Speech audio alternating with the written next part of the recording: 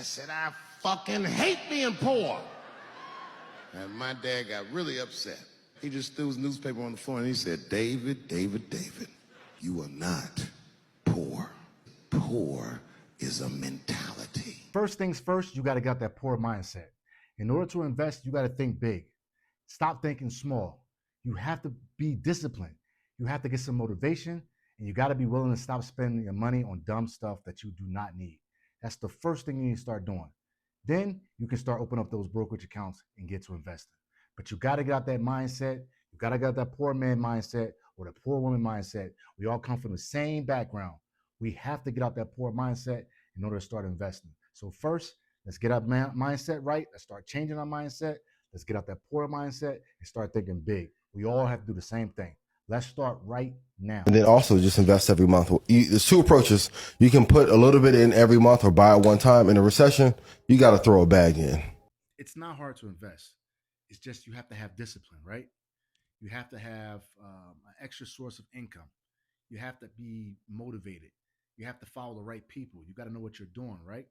But it's not hard. It's just a matter of making sure that you have an extra $50, extra 25, or extra 10, extra 15.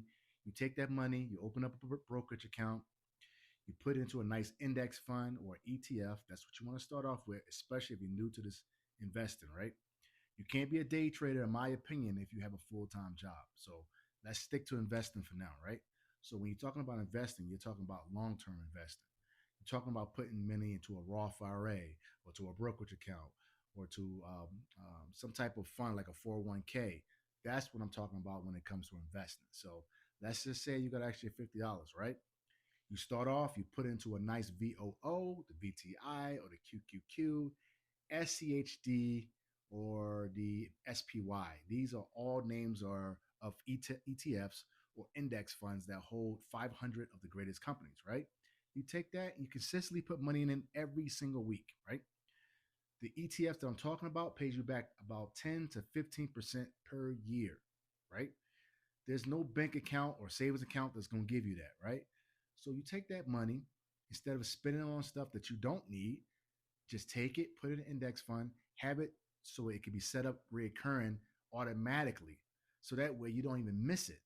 That's the key. It's all about discipline, right? So if you don't have the discipline, then you should set it up automatically so it comes out every single time you get paid.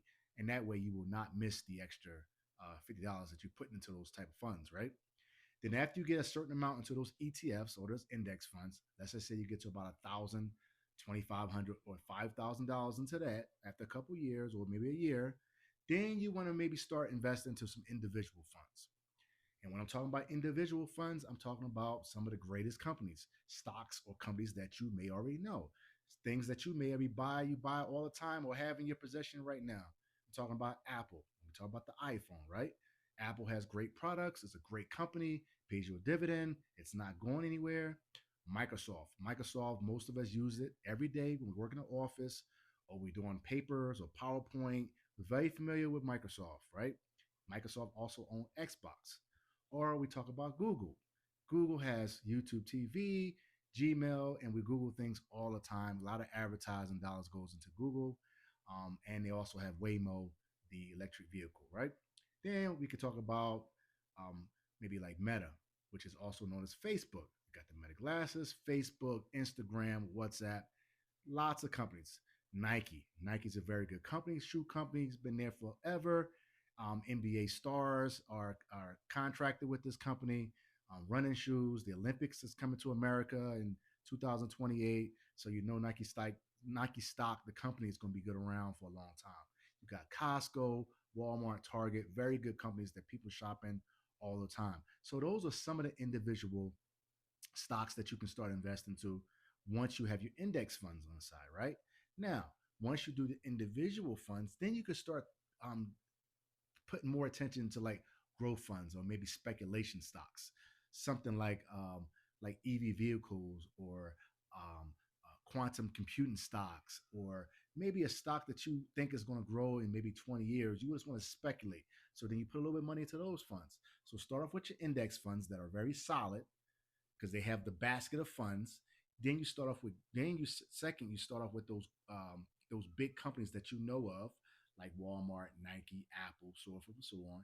And then you go to your growth funds. And growth funds also can include like Dutch Bros, Kava, maybe Chipotle, Rivian. Some of those funds that are real low, the stocks are maybe like $10, $20.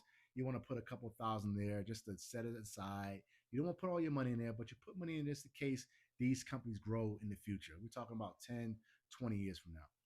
Those are the first things you want to do when you talk about investing. But you also, before you even start doing those speculation stocks, make sure you do your research. You can use Chat GPT to set up. You can basically ask ChatGPT to say, "Hey, I want to know how much Cabo stock would be in about 5 to 10 years from now. What is Kava's revenue? How much cash flow do they have?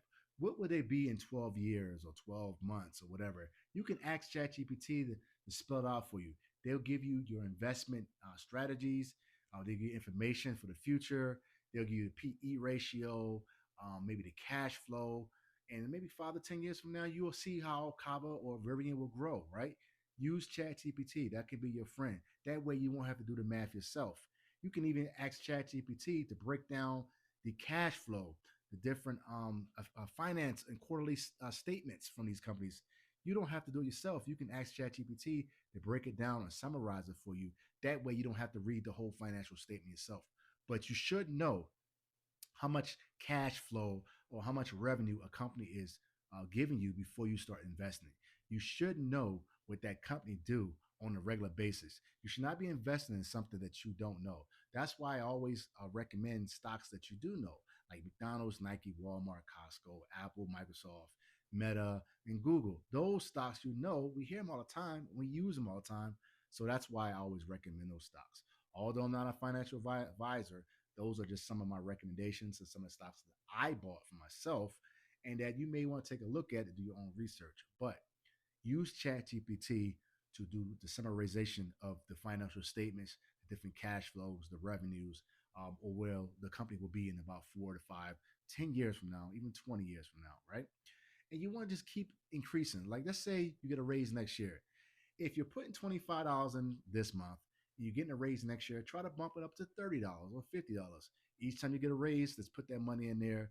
If you get extra money in taxes, put that in there. You do a couple hours of overtime, put that in there. Maybe you do some side gigs, you put that in there. Or maybe you didn't spend as much this month and you got a little bit more money left, put that in there. Just keep putting the money in the stock market. Don't look at the politics. Don't get emotional. Don't worry about if stocks go down. If they do go down, that's when you want to take advantage of it as well. You want to buy them on sale. So do not give up investing, right? Just continue doing it all the time. Discipline, no matter what happens, just keep buying every week or every time you get paid or every month. And that way you'll see a big gain in about 4, 5, 10 years from now. You'll see the gain. Let me ask you a question. Do you think that Nike stock is going to be higher in 5 years than it is today? I think so. Do you think Google is going to be a lot higher in 5 years than today? I think so. And do you think that Apple is going to be higher in 10 years or lower in 10 years? I think it's going to be higher in 10 years. So, and that's the same thing. In 2008, the Dow Jones was like, I don't know, almost a third of what it is right now. Same thing with S&P 500 and the same thing with the NASDAQ. It was so much lower than it is today, and it's a lot higher right now than it was back in 2007. So continue to buy stocks, continue to invest. If you don't know how to open a brokerage account, pay attention to the channel, look at the videos. I have videos on that as well. You can use Google, you can use ChatGPT, but there should be no excuse for you not to invest. Y'all have to save money every paycheck, regardless if you think you're not going to be able to cover something. Go drive Uber, go deliver pizzas. Nobody's too good to make money. If you want more videos like this, like, comment, and subscribe to my channel. I got a lot more information to give to you all. Keep it Econ 100. You already know.